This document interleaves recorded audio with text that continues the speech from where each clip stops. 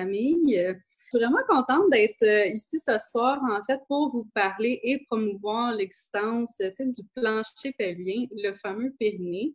La rééducation pelvienne est encore assez méconnue chez les femmes, même chez les professionnels de la santé, même chez les médecins. Puis c'est pas tous les gynécos non plus là, qui savent qu'on existe.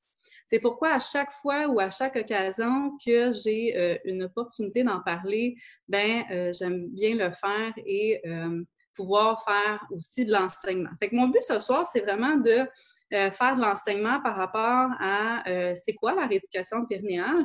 Puis oui, bon, le sujet de la soirée, c'est étirer ou renforcer, qu'est-ce qui est bon, c'est quoi la pertinence de tout ça et c'est quoi les façons de le faire. Mais c'est beaucoup aussi faire de l'enseignement pour que vous puissiez être capable d'en parler, d'en discuter avec d'autres, puis savoir que ça existe, la rééducation périnéale, finalement. Donc, plancher pelvien. En fait, je vais commencer simplement par montrer un petit peu l'anatomie du plancher pelvien pour qu'on comprenne bien là, c'est quoi les fonctions du plancher pelvien. Donc, l'anatomie, en fait, si Camille, tu veux partager ton écran puis montrer l'image, vous allez voir l'image, voilà. Donc, vous allez voir l'image du plancher pelvien. Donc, vous voyez à l'avant l'os qui est le pubis. Donc, c'est l'os qui est en avant là, au niveau du bassin. Puis, le sacrum et le coccyx qui est derrière. Donc, l'os qui est derrière, là, qui termine la colonne vertébrale.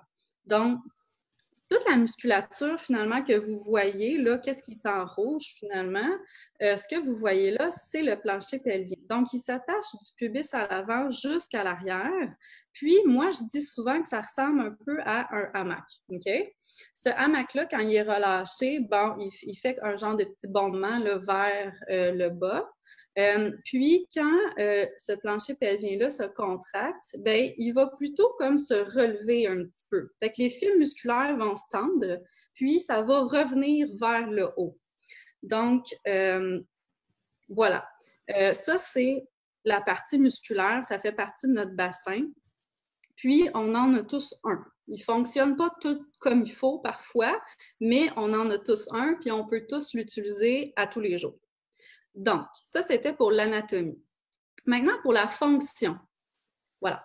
Pour la fonction du plancher pelvien, on a 3 grandes fonctions. On a la fonction de supporter les organes, on a la fonction en lien avec les relations sexuelles, puis on a la fonction avec l'accouchement. Donc, la fonction pour supporter les organes. Vous avez vu tantôt, le plancher pelvien, c'est vraiment comme un hamac. Donc, en fait, ce qui va venir supporter, c'est tout ce qu'il y a en haut. Puis tout ce qu'il y a en haut, c'est les intestins, l'utérus, la vessie, le rectum. Donc, tous ces organes-là sont supportés finalement par le plancher pelvien. Et souvent, je vais dire, tu sais, quand vous marchez là, sur votre plancher, qu'est-ce qui fait le plancher? Il vous supporte. Il supporte votre poids. Fait que votre muscle à vous, c'est ce qu'il fait. Il supporte tout ce qu'il y a en haut, dans le fond. Fait que c'est sûr que quand il y a un bébé là, c'est sûr que c'est plus demandant pour le plancher pelvien parce qu'il y a plus de poids à ce moment-là. Donc, l'objectif, la fonction du plancher pelvien, supporter les organes, il fait partie vraiment là, de la stabilisation du corps qu'on va appeler. Le corps, c'est les abdominaux, autant le grand droit, les obliques et le transverse. Le transverse qu'on parle beaucoup au pilates, au yoga aussi. Fait que c'est toute la fonction là, que ça vient supporter notre dos, puis que ça vient supporter finalement nos organes par le plancher pelvien. Il y a des études aussi qui vont démontrer que le plancher pelvien, quand il est faible, souvent va être associé avec des maux de dos et vice-versa. Fait que les gens qui ont des maux de dos de façon chronique, on réalise que le plancher pelvien à ce moment-là était faible. Donc, si on n'a pas un bon plancher qui soutient, on peut penser que ça va avoir des impacts sur la composante musculo-squelettique. Donc, et en fait aussi, il y a la fonction de continence, supporter les organes, mais retenir les urines et les gaz. Au niveau de la fonction, lors des relations sexuelles, on peut penser en fait que le plancher pelvien, si la musculature du périnée est tendue, on peut penser qu'il va avoir à ce moment-là de la dyspareunie. La dyspareunie, c'est simplement des douleurs aux relations parce que la musculature est trop tendue, fait qu'elle ne permet pas la friction optimale lors des relations. Et si, au contraire, la musculature est trop relâchée, donc hypotonique, là, on peut penser à ce moment-là qu'on ne sentira plus rien. C'est souvent ce qui arrive après les accouchements. Souvent, je vais avoir le commentaire qu'on dit que je sens rien après, pendant les relations. C'est normal, dans le sens que le plancher pelvien a quand même vécu un traumatisme. Puis, il faut juste le remuscler un petit peu et donner un peu plus de tonus. L'autre fonction, bon, ben, c'est au niveau de l'accouchement. Donc, si le plancher pelvien, on peut penser, s'il n'est pas souple, s'il n'y a pas une bonne souplesse au niveau du plancher pelvien, à l'accouchement, le passage va être plus difficile. C'est là qu'on risque d'avoir des déchirures au niveau du périnée. Donc, ça, c'est les 3 grosses fonctions là, du plancher pelvien. Supporter les organes lors des relations, facilité de passage, en fait, la fonction à l'accouchement. Puis, je fais une petite note ici aussi. C'est pas parce que notre musculature est tendue et raide, comme un peu nos trapèzes. Hein? On a toutes des tensions dans les trapèzes. C'est tout le temps dur, c'est raide, ça fait mal. C'est pas parce que notre plancher pelvien est raide qu'il est nécessairement fort. OK? Donc, on voit des fois des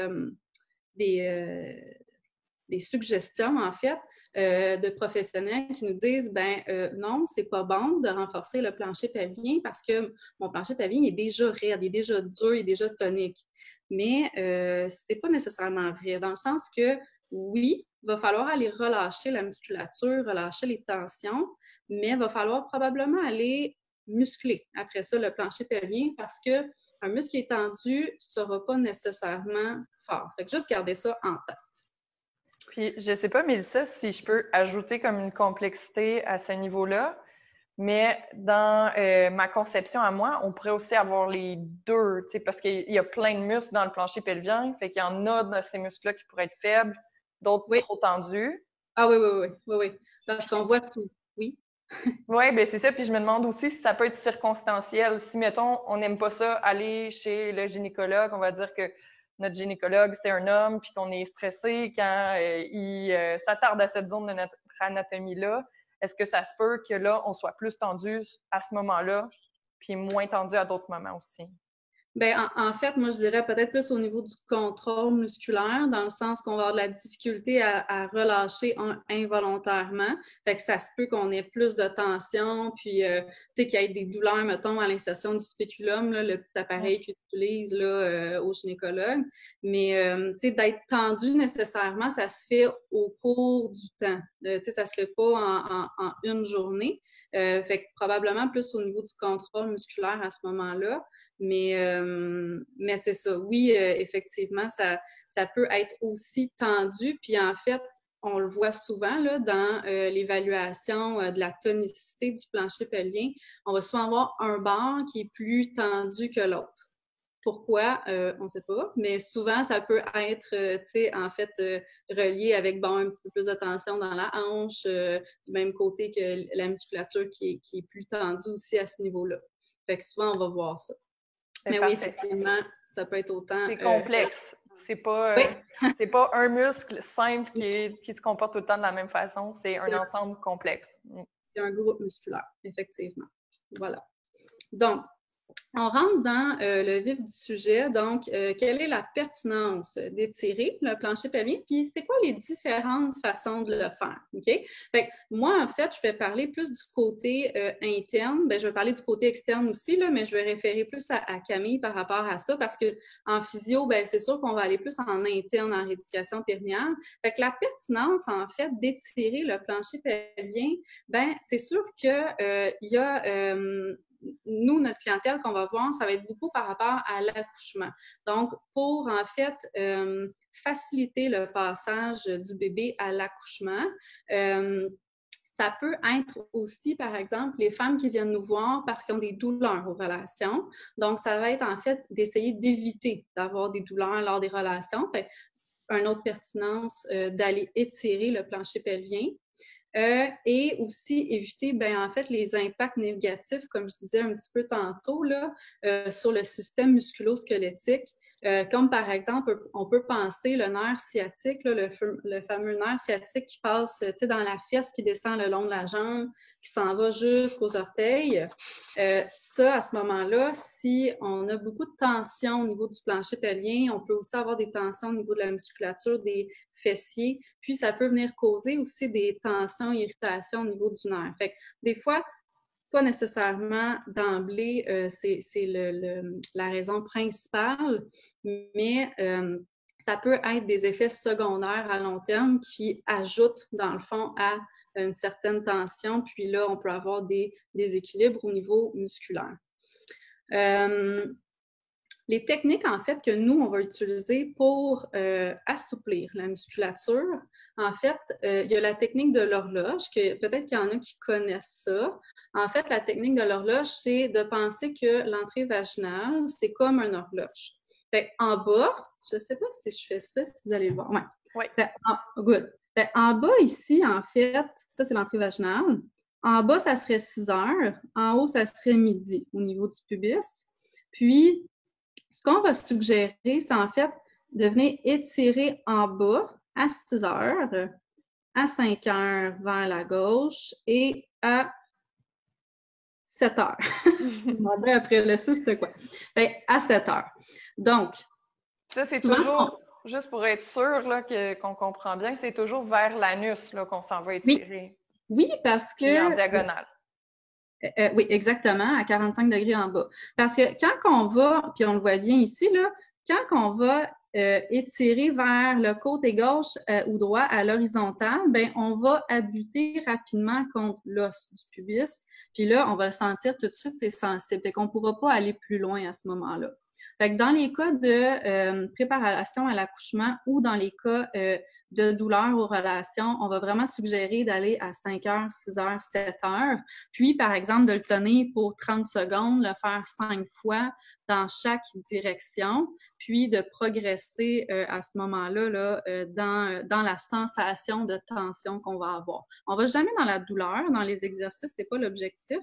L'objectif d'étirer, c'est vraiment de assouplir. Comme on voudrait assouplir, par exemple, notre mollet après avoir été à une séance de course, par exemple.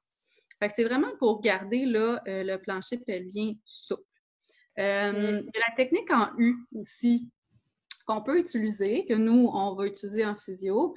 Puis, on va venir insérer un doigt à l'intérieur. On part de la gauche, puis on descend. Fait qu'on vient faire vraiment une pression. Puis, on descend le long, puis on repart à droite, puis on fait une pression, puis on descend. Fait qu'on appelle ça un peu la technique en U, finalement. Fait que ça sert vraiment à aller assouplir, mais un petit peu en allant chercher le côté dynamique de la chose. Parce que c'est sûr que, bon, si on pense, par exemple, aux relations, le retour aux relations, bien, il y a un effet de friction là, sur la peau. Fait que pour faciliter, dans le fond, cet effet de friction-là aussi, bien, ça reproduit un peu là, cet exercice-là. Fait que ça, c'est un peu la pertinence d'étirer. Fait qu'on a pour les accouchements, pour les relations, puis les différentes façons de le faire, bien, il y a la technique de l'horloge, la technique en U. Ça, c'est pour en interne. Pour en externe, comme on avait discuté ensemble, Camille, du côté externe, moi, je le voyais plus un peu comme optimiser, dans le fond, la bonne dynamique du plancher pelvien, la bonne dynamique au niveau du bassin, au niveau des hanches.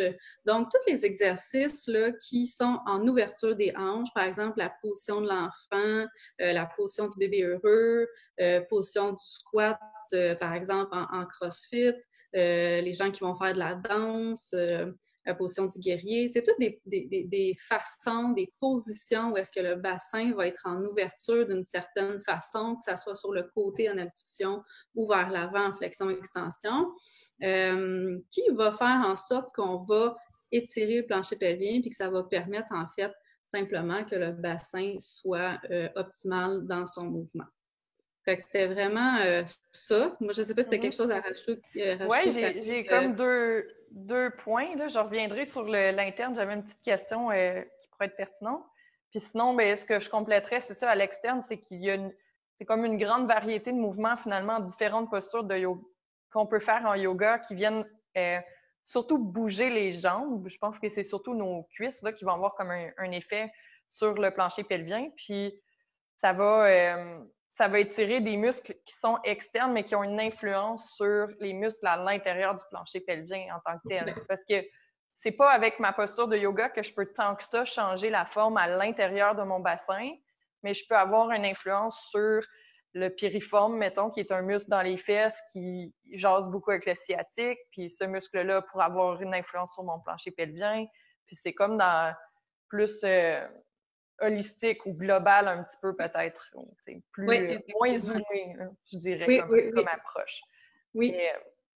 Puis j'ai deux questions. Une question plus par rapport au massage interne, que là, je trouve que c'est vraiment clair ce que tu as expliqué. S'il y a des gens qui veulent essayer ça, est-ce qu'il y a des considérations comme hygiéniques? J'imagine que faire attention d'avoir les mains propres ou, tu sais, je sais pas. Ben, c'est comme d'avoir des relations sexuelles, hein? Oui. Fait qu'en fait, c'est sûr que quand nous, on le mentionne, on essaie de dire, bon, ben surtout si on utilise, je vais vous montrer des petits outils là, à la fin, mais si on utilise, par exemple, un dilatateur, c'est sûr qu'on va suggérer de laver à l'eau avec un savon non parfumé avant d'utiliser un lubrifiant ou, par exemple, de la vitamine E pour faciliter le glissement, puis en même temps, des fois, être dans les conditions de douleur ou dans les conditions aussi de cicatrices, par exemple, j'en ai pas parlé, mais après un accouchement, s'il y a eu une cicatrice, s'il y a eu des points, bien, c'est sûr que moi, je vais souvent suggérer d'aller travailler la cicatrice avec de la vitamine E. Fait que d'aller faire le massage de la cicatrice. Fait que ça peut être fait avec de la vitamine E, mais oui, effectivement, là, les étirements, ça peut être fait, oui, avec du lubrifiant si c'est plus, c'est plus facile, si c'est moins sensible à ce moment-là. Oui. Puis, est-ce qu'on pourrait trop en faire? Tu sais, juste une femme qui est sur le point d'accoucher ou quelqu'un qui est tendu, est-ce qu'il peut se rendre à trop étirer? Ben, je pense pas. En fait, tu sais, je reviens toujours à dire, c'est comme un peu... c'est comme le restant du corps. Hein? Tu peux pas nécessairement trop étirer ton mollet après une course. Tu peux trop l'étirer de façon à aller trop loin dans ton étirement, mais tu peux pas trop souvent le faire. Dans le sens que si tu étires ton muscle trop loin puis que tu t'en vas dans une douleur, ça se peut qu'après ça, il fasse l'effet contraire de plutôt se crisper puis de devenir plus tendu. Fait que ça, c'est pas ça qu'on veut. On dit toujours pas aller dans la douleur. Fait on veut simplement, en fait, aller étirer jusqu'à une sensation de tension, mais confortable. On veut pas que ça crée de douleur, dans le fond. Mais de trop le faire, à un moment donné, ben nous, on dit de le faire aux 2 jours pour laisser le temps, dans le fond, là, aux muscles de récupérer. Mais rendu à un accouchement en tant que tel, je pense que quand il y a une tête de bébé qui passe là, on peut pas trop étirer. Fait que c'est pas mal ce que je dis habituellement. Mais c'est parfait, puis ça résonne aussi avec l'approche en yoga. Là, j'imagine que tu serais d'accord avec l'idée de si je suis en train de m'étirer interne ou externe, puis que ma respiration bloque, là, c'est peut-être parce que je mets trop d'intensité. Puis en yoga, moi, je dis souvent aux gens de ne pas forcer le corps à aller dans la posture. C'est surtout quand on utilise des sangles puis d'autres accessoires, on tire pas sur les jambes pour les étirer. C'est plus la jambe qui utilise la sangle pour s'étirer. Donc, un petit détail, on pousse dans la sangle versus on tire dans la sangle. Fait que de faire attention à... On le dit tout le temps, mais vraiment rester à l'écoute. Puis le corps nous envoie des messages. Puis justement, là, c'est pas no pain, no gain. Au contraire, on travaille pas dans la douleur. Puis c'est comme ça qu'on va assouplir le corps, qui va relaxer dans l'étirement. Exact. Puis je suis d'accord avec toi. Là, je pense que c'est un bon cue de dire quand on n'est plus capable de respirer normalement, parce qu'on est rendu peut-être un petit peu trop loin dans notre posture ou dans notre étirement. Je suis d'accord. Super. Puis une petite dernière note par rapport à ça, c'est pas parce qu'on assouplit le plancher pelvien qu'on va devenir faible. Du plancher pelvien, c'est très différent. Un bon plancher pelvien est aussi souple que fort. Fait on a des fois ces genres de minding-là, de gens qui disent, ben moi, je veux pas étirer trop mon plancher pelvien pour être slack, là. Je veux pas dire le mot. Oui. Fait c'est pas d'être... c'est bon d'être souple pour un muscle, mais il faut aussi être fort. C'est pas pareil. C'est pas la même qualité au niveau du muscle. C'est d'autres choses. C'est pas deux opposés. C'est pas un noir-blanc, là. Non. Puis comme tonique n'est pas synonyme de fort. C'est comme des fausses idées qu'on pourrait avoir. Exact. C'est des qualités tissulaires, des adjectifs différents, on va dire. OK. C'est bien dit. Voilà. Super. OK. Donc ça, c'était vraiment pour les étirements. Si on rentre dans plus le renforcement, fait qu'on sait que c'est pertinent maintenant d'étirer le plancher pelvien. On veut savoir maintenant est-ce que c'est pertinent de le renforcer, puis de quelle façon. Fait que là, c'est sûr, je vais vous dire, c'est pertinent de le renforcer. Donc, avant d'entrer dans le sujet du renforcement, j'aimerais qu'on s'assure que tout le monde soit capable de savoir c'est quoi une contraction puis qu'il contracte bien, OK? Fait que là, je m'étais dit que j'allais amener ma serviette puis j'ai oublié, mais mettons, vous allez prendre à la maison ou vous l'essayerez après, là. Oui, puis je vais rendre accessible l'enregistrement, fait que après, c'est pas trop compliqué. Vous devriez vous en rappeler. Fait, on prend une serviette, mettons une serviette de douche, là, puis là, vous la roulez. OK? Vous allez la placer dans ce sens-là, OK? Puis vous allez vous asseoir dessus. Fait que vous la placez vraiment sur votre périnée entre les deux jambes. Fait que vous vous assoyez dessus. OK? Fait que là, ce que ça va faire, c'est que ça va venir faire une pression sur votre plancher pelvien. OK? Ça va donner plus d'informations là, au cerveau. Donc, mettons, ça ici, c'est mon plancher pelvien. Fait que tantôt, on disait que ça ressemble un peu à un hamac. OK? Fait que ça, c'est le plancher pelvien, ma main. Puis ça, c'est la serviette qui pousse contre votre plancher pelvien parce que vous êtes assise dessus. Donc, quand je vais demander de faire une contraction, ce que vous devriez sentir, c'est que vous devriez sentir que le plancher pelvien se tend puis qu'il se soulève par rapport à la serviette. OK? Puis quand vous relâchez le plancher pelvien, vous devriez sentir qu'il revient en contact avec la serviette. Donc, ça, c'est vraiment, c'est très léger comme mouvement, OK? Ça ne lève pas d'1 centimètre. C'est simplement pour dire, ce que je ressens quand je contracte, je vais sentir que ça remonte vers l'intérieur. Puis, que quand je relâche, quand mon muscle est au repos, il revient en contact avec la serviette. Fait que c'est vraiment ça. Après ça, on peut se dire, OK, est-ce que je le sens plus au niveau de l'anus? Est-ce que je le sens plus à l'avant? Est-ce que je suis capable de rajouter une contraction un petit peu plus forte? Fait que ça, c'est une bonne façon, un bon feedback là, pour les gens qui ont de la difficulté à se sentir ou qui ont une moins bonne proprioception de leur corps. Fait que souvent, je vais leur dire, asseyez-vous sur le rouleau, faites cet exercice-là, fermez vos yeux, soyez seul dans une pièce, puis essayez de vous concentrer à qu'est-ce que vous sentez? Est-ce que vous sentez que ça monte? Est-ce que vous sentez que ça relâche? Fait que c'est un bon exercice là, juste pour sentir maintenant la contraction. Puis si je peux ajouter là-dessus, tu détailleras aussi, le plancher pelvien, c'est pas juste le vagin. Justement, les hommes, ils en ont aussi. Fait que, puis je pense qu'on peut être plus fort ou forte avant ou arrière. Fait que je pourrais sentir, moi, plus mon anus se contracter qu'au niveau de mon vagin, ou ça pourrait être l'inverse. Puis même, je pourrais aller jusqu'à dire que ma posture, si j'ai le dos arrondi, je vais peut-être plus sentir l'anus que si je suis droite sur mes deux os pointus des fesses. Là, oui, effectivement. Fait que notre posture, vous pouvez basculer le bassin avant-arrière un petit peu en faisant l'exercice pour essayer d'avoir différentes contractions, puis essayer de découvrir qu'est-ce qui se passe là. Oui, effectivement. Puis, je rajouterais en fait que souvent, en fait, le sphincter anal est très fort. Donc, souvent, les gens vont dire, je le sens vraiment bien, tu sais, au niveau anal, mais je sens pas grand-chose ailleurs. Ça peut être quand même normal dans le sens que l'anneau au niveau de l'anus là, est plus fort que le reste parce que c'est des fibres qui sont très petites, très rapprochées, tandis que le plancher pelvien, vous l'avez vu, là, les muscles sont plus éloignés, sont plus larges. Fait que ça peut être normal de le sentir plus à l'arrière, mais oui, en basculant le bassin, on peut essayer d'aller sentir des différentes parties de notre plancher pelvien. Ouais.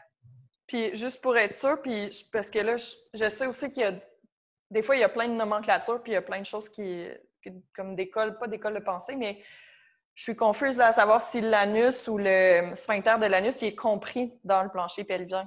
Ou c'est pas vraiment de ça qu'on parle quand on parle de renforcement? Peut-être que c'est trop dans le détail. Oui, non, c'est bon. Mais en fait, on peut pas vraiment le dissocier. OK. Du plancher pelvien parce que quand on le contracte, veut pas, lui, il fait la fermeture, en fait. Puis le plancher pelvien, ben, il va contracter. Ça fait que c'est vraiment un tout. Comme le sphincter urétral aussi. Au niveau de l'urètre, c'est la même chose. C'est juste qu'il est plus petit, fait qu'on le sent moins. OK. Merci beaucoup. Ça fait plaisir. Bon, voilà. Donc, vous savez maintenant c'est quoi une contraction musculaire, si vous l'avez essayé ou si vous l'avez déjà ressenti. Donc, maintenant, c'est quoi la pertinence d'engager le plancher pelvien, puis c'est quoi les différentes façons de le faire, OK? Donc, quand on dit engager, quand je parle de engager le plancher pelvien, puis toi aussi, Camille, on s'est parlé, puis on parlait dans le même sens, moi, je vais suggérer aux gens de engager le plancher pelvien, de contracter, par exemple, à 20 de leur capacité maximale, juste pour dire qu'on a un certain support là, lors des impacts, par exemple, à la course, à certains sports. Quand on veut, par exemple, faire des postures de yoga, puis qu'on veut simplement engager le plancher pelvien, quand on va aller marcher à l'extérieur, qu'on engage le plancher pelvien, ça, c'est toutes des choses qui sont... c'est tous des moments où est-ce qu'on peut facilement inclure le plancher pelvien dans notre quotidien. Puis c'est vraiment notre objectif en tant que tel, comme physio à long terme, d'enseigner ça. Parce que les gens, quand ils viennent nous voir habituellement, c'est que soit ils ont des fuites, ils ont des problèmes de tension, ils ont des douleurs relations, ils ont des descentes d'organes. Fait que quand ils viennent nous voir, habituellement, ils savent pas trop comment contracter ou ils contractent pas assez fort, donc ce qui fait qu'ils ont des problèmes à ce moment-là. Fait qu'on va commencer, en fait, à faire du renforcement, que je vais parler un petit peu plus tard. Mais notre objectif avec toute la clientèle, puis avec toutes les femmes, on devrait tous faire, en fait, engager le plancher pelvien au quotidien dans ce qu'on fait en tant que tel, juste pour venir supporter les organes. Si on pense à ce qu'on disait tantôt, notre fonction du plancher pelvien, c'est de venir supporter les organes. Une autre façon d'engager le plancher pelvien, en fait, c'est le verrouillage que je parle à mes patientes. Le verrouillage du plancher pelvien, en fait, c'est l'un des efforts plus importants, comme par exemple la toux, l'éternuement, la corde à danser, les sauts, soulever la coquille pour les nouvelles mamans. Fait que ça, c'est des sacs d'épicerie. Ça, c'est tous des efforts en tant que tels qui vont faire en sorte qu'il va y avoir une pression d'exercer sur la vessie, puis qu'on veut simplement venir contracter rapidement là, le plancher pelvien de façon maximale pour éviter, dans le fond, d'avoir une pression intra-abdominale importante là, qui va être dirigée sur le plancher pelvien. Fait que, mettons, si je tousse, quand je tousse, qu'est-ce que ça fait? Je contracte mes abdos, ça l'écrase mes intestins, ça pousse vers le plancher pelvien. Si, par exemple, je contracte mon plancher pelvien avant, je tousse, mes abdos contractent quand même, mais mon plancher pelvien est engagé, il est contracté. Donc, à ce moment-là, on a moins d'impact de la pression qui est dirigée sur le plancher pelvien. Fait qu'à ce moment-là, c'est moins pire. Il y a aussi le fait, on veut s'assurer qu'à long terme, notre plancher pelvien reste actif au quotidien. Ça, c'est vraiment l'objectif qu'on veut réaliser à long terme avec les patientes. Donc, c'est pas mal la pertinence d'engager le plancher pelvien. Donc, au quotidien, on veut l'utiliser de façon active. Puis, les différentes façons de le faire, il y a le verrouillage, puis il y a l'engagement de façon non optimale, donc de façon non maximale, excusez, à 20 de la capacité maximale. Pour votre information, en fait, en physiothérapie, quand les gens viennent nous voir, on va toujours évaluer la fonction musculaire du plancher pelvien, à savoir si la personne elle a une bonne force, si elle a une bonne force maximale, si elle a une bonne endurance, si elle a une bonne rapidité de contraction, si elle a aussi un bon relâchement musculaire. Puis on va donner des exercices par rapport à ce qu'on a observé comme faiblesse. Puis ensuite, à la toute fin, en fait, de la réadaptation, on va reprendre progressivement les sports d'impact si les gens, par exemple, ils font de la course, mais on va demander qu'ils engagent le plancher pelvien. Donc, ça, c'est vraiment un petit peu plus côté spécifique là, à la physiothérapie. On évalue vraiment toutes les qualités tissulaires au niveau de notre plancher pelvien. Excusez, je remets mes notes en ordre. Donc, fait que oui, c'est pertinent de engager le plancher pelvien au quotidien, puis oui, c'est pertinent de le renforcer. Excusez.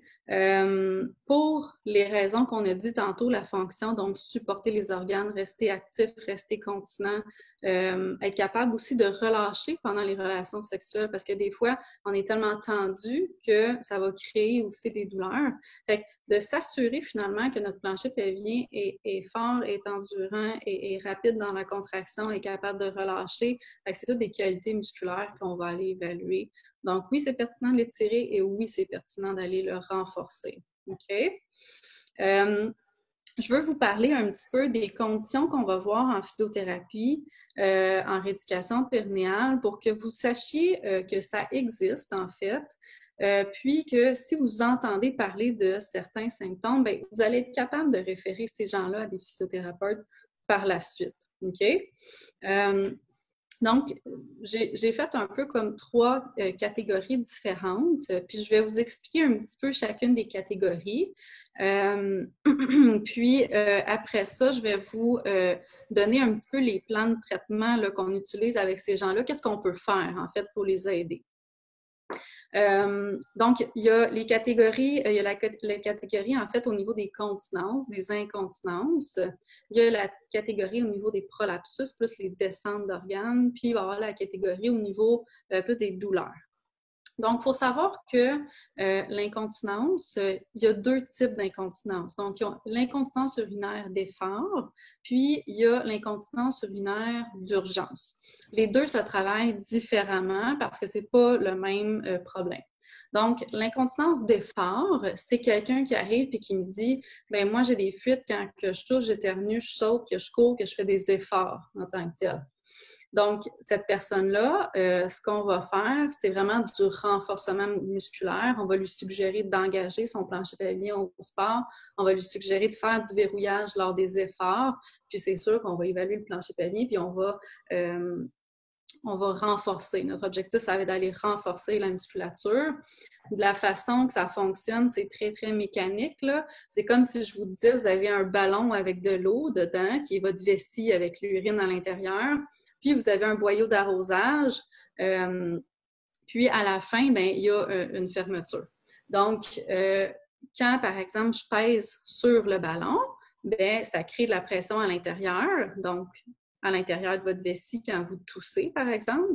Puis, si votre boyau d'arrosage, au bout, bien, l'urètre, le sphincter, n'est pas capable de retenir la pression qui est exercée en haut, bien, on va avoir des fuites. Fait que je tousse, pas capable de retenir, j'ai des fuites. C'est très mécanique. C'est une affaire de pression et de force. Au niveau de l'incontinence urinaire d'urgence, par contre, ce qui est différent, c'est que c'est très, mettons, je dirais, relié un peu à de l'anxiété, dans le sens que c'est quelqu'un qui, par exemple, j'arrive de travailler, j'ai pas envie. Je sors de ma voiture, toujours pas envie. J'arrive devant ma porte, je tourne la poignée de porte, je rouvre dans la maison. Ben, là, j'ai envie, vraiment envie. Puis là, il faut vraiment que j'aille aux toilettes rapidement. Puis plus la distance de la toilette diminue, plus j'ai envie. Puis je peux même avoir des fuites là, pendant le trajet que je me rends à la toilette. Ça, c'est des gens que ça va être plus de l'urgence ou quelqu'un qui entend de l'eau couler, qui n'avait pas envie, là, entend de l'eau couler, puis là, tout d'un coup, a envie. Fait que ça a un rapport vraiment avec la commande qui est envoyée au cerveau. Votre cerveau, il vous dit qu'il a envie, mais vous n'avez pas nécessairement envie. Oui, vous avez envie, mais c'est pas parce que vous venez d'aller à la toilette, souvent c'est ça, les gens viennent d'aller à la toilette, 10 minutes plus tard, rouvrent le lavabo, ils ont encore super envie, puis là, il faut qu'ils aillent rapidement. Fait que souvent, ces gens-là vont aller, tu sais, 12, 15, 20 fois à la toilette dans la journée, un nombre qui est pas optimal. C'est pas fonctionnel parce que quand on sort de la maison pour aller à l'épicerie, ben on n'a pas besoin d'arrêter 3 fois en route pour arriver à l'épicerie, puis on n'a pas besoin de retourner une autre fois dans l'épicerie. Fait que ça se travaille. C'est vraiment du contrôle, en fait. On rééduque la vessie, dans le fond. Puis ça fonctionne super bien. Fait que ça, c'est pour l'incontinence urinaire d'urgence et d'effort. Ensuite, l'autre clientèle qu'on va voir, on peut voir des gens qui vont avoir des descentes d'organes. Ça peut être autant de descentes de vessie, de rectum, d'intestin, d'utérus. Okay? Ça peut être tous les organes qui ont un manque de soutien, donc qui ont descendu avec le temps. La majorité, c'est souvent des descentes de vessie qu'on va voir dans comme 80% des cas. Puis des fois, rectum aussi peut venir avec. Donc, à ce moment-là, ce qu'on va faire avec ces gens-là, encore là, c'est du renforcement. Puis, on peut venir supporter aussi le plancher pelvien avec le pulsaire. Je vais vous en parler un petit peu tantôt. Sinon, ces gens-là, souvent, quand ils vont venir nous voir, ils vont nous dire j'ai l'impression que je sens comme une lourdeur au niveau de mon périnée. J'ai l'impression qu'il y a quelque chose. J'ai l'impression d'avoir comme si j'avais un tampon au niveau vaginal, mais que j'ai rien. Fait qu'il y a comme une présence, il y a quelque chose qui dérange dans l'entrée vaginale. Fait que ça, souvent, ça va être une descente d'organes, un prolapsus. Ensuite, catégorie plus douleur. Fait, là, les gens, ils vont venir nous voir et ils vont dire, bon, mais j'ai des douleurs en relation, ou ils vont avoir, par exemple, un diagnostic de vaginisme. Ça peut arriver après la ménopause. Ça peut arriver aussi chez les jeunes. On ne sait pas nécessairement pourquoi que ça arrive. C'est pas d'emblée là, typique. Mais on sait en fait que ce qui se passe, c'est que c'est un rétrécissement du canal vaginal. Fait, on essaie d'avoir des relations par la suite, puis l'ouverture s'est refermée, donc avec le temps. Donc, ça crée des douleurs. Des dyspareunies, ça veut dire douleurs aux relations. On peut voir des diagnostics de vulvodynie ou vestibulodynie. Donc, ça, c'est des douleurs au niveau plus le vestibule, en fait. Là, c'est plus en externe, en superficiel. Le vestibule, c'est vraiment l'entrée vaginale. Donc, vraiment, la petite peau mince, là, lors des relations sexuelles, c'est ça qui va faire en fait que ça va des fois brûler. Fait que ça, souvent, ces femmes-là, ils vont avoir plus de la tension musculaire. Typiquement, là, c'est des gens qui vont avoir un plancher pelvien un peu plus tendu. Fait qu'à ce moment-là, ben, on va leur suggérer des dilatateurs vaginaux que je vais vous parler par la suite. Une quatrième clientèle, ben en fait, c'est la clientèle homme qu'on n'a pas parlé beaucoup aujourd'hui. La clientèle homme, on la voit aussi en rééducation périnéale. Moi, j'en fais pas à Saint-Jérôme, mais j'ai ma collègue Julie Thibault qui en fait, des patients qui en voient. Puis les patients qu'on va voir, en fait, vont avoir eu, par exemple, des problèmes au niveau rectil, des douleurs, par exemple, aux relations sexuelles, peuvent avoir des douleurs à l'éjaculation parce que les autres aussi peuvent avoir de la tension au niveau de leur plancher pelvien. On peut retrouver aussi de l'incontinence après une prostatectomie, donc suite à un diagnostic d'hypertrophie bénigne de la prostate. Les gens qui peuvent avoir des cancers bénins de la prostate, ils vont avoir une chirurgie, puis souvent, ils vont avoir de l'incontinence par la suite. Fait que c'est aussi de la clientèle avec laquelle on va pouvoir enseigner, donner des exercices, donner des conseils, puis sont souvent super contents là, des résultats. On les aide beaucoup. Donc, ça, c'est la clientèle qu'on va voir là, vraiment en rééducation périnéale. Puis, pour en fait terminer, j'aimerais ça parler des petits outils, okay, que des fois, vous pouvez voir en pharmacie ou entendre parler en rééducation périnéale par nous, les physios. Puis, c'est vraiment, tu sais, pour vos connaissances générales, savoir que ça existe. Puis là, il y a comme plein de choses qui sortent là, sur Internet, dont le périfit qu'on parlait cette semaine.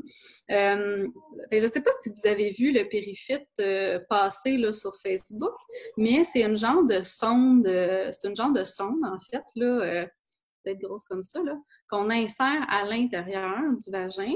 Puis, en fait, ce que ça fait, c'est qu'on l'insère le périphite, puis on a une application sur notre cellulaire.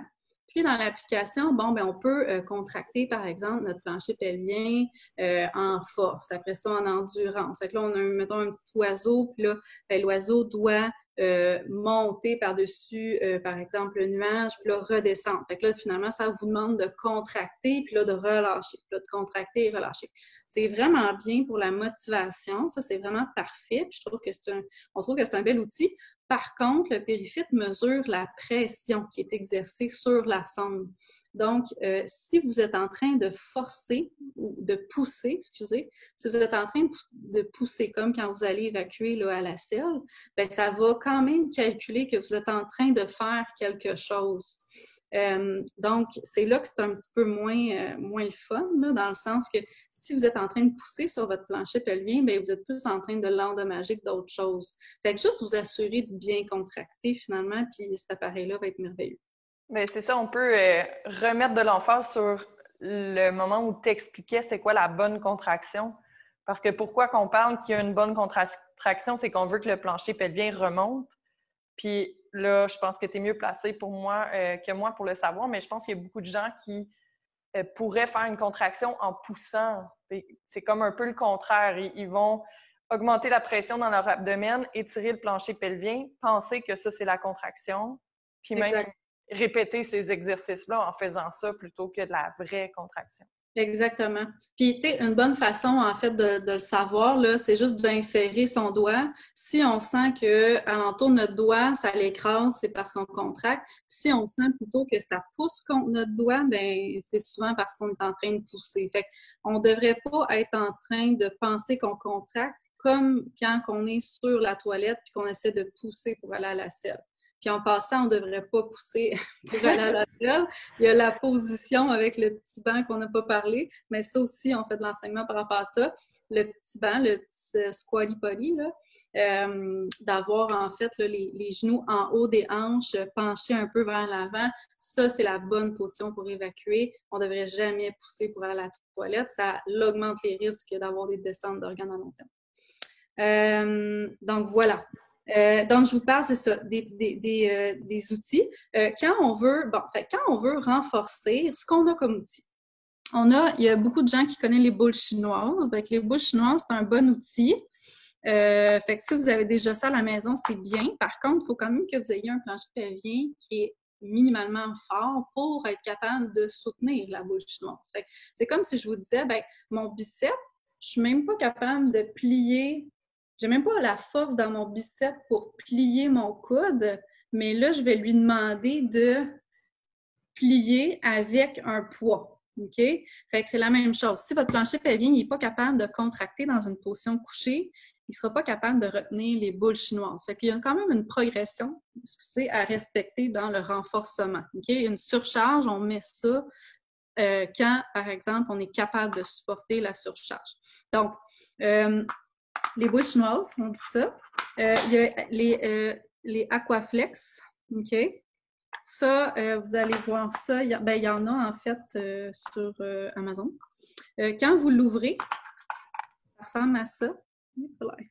Ça ressemble à ça. Puis là, il y en a un autre ici habituellement. Là. Lui, il est plus petit. OK? Puis lui, il est plus gros. Fait que vous en avez un qui est plus large, un qui est plus petit. Vous pouvez le dévisser. Voilà. OK? Puis, vous avez des poids différents. OK? Fait qu'il y a un 5 mg, 10, 20, puis il y a un autre, il y a 2 10, excusez, puis un 20. Donc, vous y allez moi, ce que je dis, c'est on y va toujours de façon progressive, dans le sens que moi, je dis de mettre le plus gros en premier à l'intérieur. Fait souvent, je vais dire, ben faites votre renforcement à chaque jour dans votre douche. Fait quand vous êtes dans la douche, ben vous êtes debout, vous bougez, vous penchez. Fait que c'est quand même assez difficile, là. Fait qu'on l'insère à l'intérieur du vagin avec pas de poids dedans. Puis là, on voit est-ce que je suis capable de le garder. Si je suis capable de le garder, good. On l'ouvre, on met un poids dedans, on l'insère, on le réinsère à l'intérieur. Est-ce que je suis capable de le garder? Puis, on progresse comme ça en ajoutant les poids. Puis Puis après ça, on prend le plus petit, celui qui est plus étroit, fait qu'il va vouloir glisser plus facilement. Donc, on prend le plus étroit, puis on recommence. On remet le plus petit poids, puis ensuite, on les met tous. Fait que ça, c'est un bon entraînement, comme les boules chinoises. Puis, on a parlé déjà du périphérique. Quand on veut soutenir, quand on veut soutenir, par exemple, soutenir la vessie parce qu'on a une sensation de lourdeur à la course ou parce qu'on a un inconfort, ce qu'on peut utiliser, c'est le pesser. Le pesser, il faut par contre un fitting de pesser, soit par un physiothérapeute ou un gynéco, ou il y a des médecins généralistes qui le font, là, mais c'est plus rare. Fait que ça peut ressembler à ça, mais il y a 10 formes différentes. Il y en a des carrés, il y en a qui ressemblent plus à un pion d'échec. Ça ressemble vraiment, ça dépend vraiment, en fait, de est-ce que j'ai une descente de vessie, une descente de rectum ou autre. Puis ça dépend aussi de la tonicité, en fait. On a toute une tonicité différente au niveau musculaire. Fait que peut-être, moi, je vais prendre le plus petit, quelqu'un d'autre va prendre un petit peu plus gros. Fait que ça, en fait, c'est que c'est un peu comme un caoutchouc.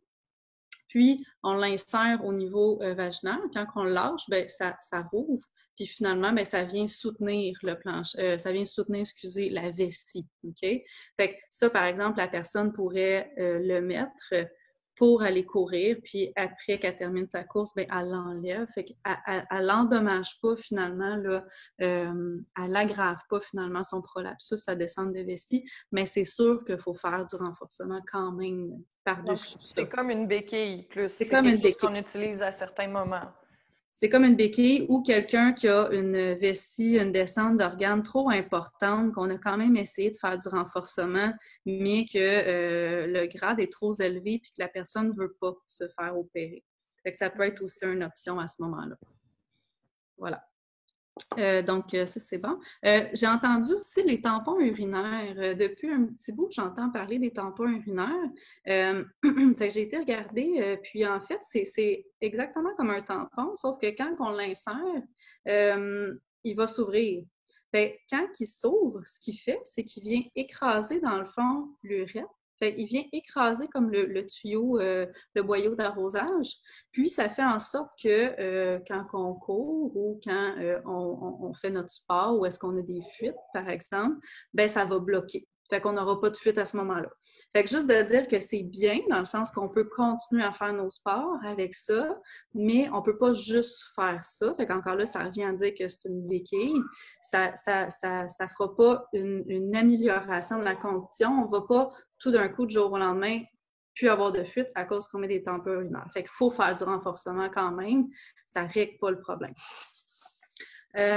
Puis, en dernier, si je veux travailler des douleurs, par exemple, quelqu'un qui arrive avec du vaginisme ou des douleurs en relation, ce qu'on va leur suggérer, c'est des dilatateurs vaginaux de différentes grosseurs. Fait que souvent, ça va s'acheter en paquet de 4. Il y a Floravie qui fait en fait les comptes que nous, on utilise. Là.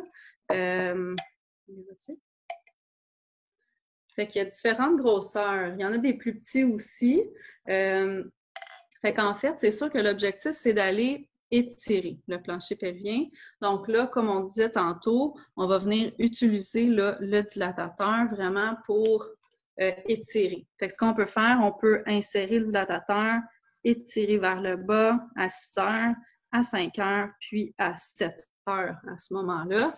Puis ça, c'est vraiment les gens, les gens, ils partent avec ça à la maison, ils font leurs étirements, ils changent de cône à chaque semaine, chaque 2 semaines, tout dépendant comment ils évoluent. Puis par la suite, à la fin, on essaie de reprendre les relations à ce moment-là. Ou ça peut être utile aussi pour faciliter l'accouchement, donc faciliter le passage. Souvent, moi, je vais suggérer les doigts pour commencer. Des fois, le conjoint veut aider aussi pour aller étirer. Puis des fois, quand les gens ont déjà des dilatateurs à la maison ou des jouets sexuels, finalement, ils peuvent utiliser ça là, pour aller étirer sans problème. Donc, voilà, je pense que j'ai pas mal terminé là, ce qu'on fait en physiothérapie. J'espère que ça vous a aidé. J'espère que vous allez être capable de parler là, un petit peu plus de qui on voit, puis savoir finalement qu'est-ce qu'on peut faire pour ces gens-là qui ont ces symptômes-là. Fait que je suis bien, bien contente d'avoir partagé ça ce soir avec vous. Bien, merci beaucoup, Mélissa. Je vais juste remettre le spotlight sur ma vidéo un instant. Donc, c'est ça le but de vous parler aussi de tous ces outils et ces approches-là en physiothérapie, c'est que vous ayez une idée de qu'est-ce qui se fait.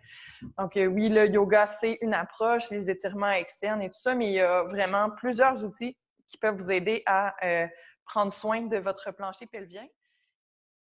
Merci d'avoir été là jusqu'à la fin. Un merci chaleureux encore à Mélissa pour son implication puis toutes les informations qu'elle nous a partagées. D'ailleurs, si vous voulez prendre rendez-vous avec elle, ses coordonnées sont également dans la description de la vidéo. Puis les questions ou s'il y a d'autres aspects du plancher pelvien qui vous intriguent, je vous invite à écrire tout ça dans les commentaires. Puis ça va me faire plaisir de vous répondre au meilleur de ma connaissance.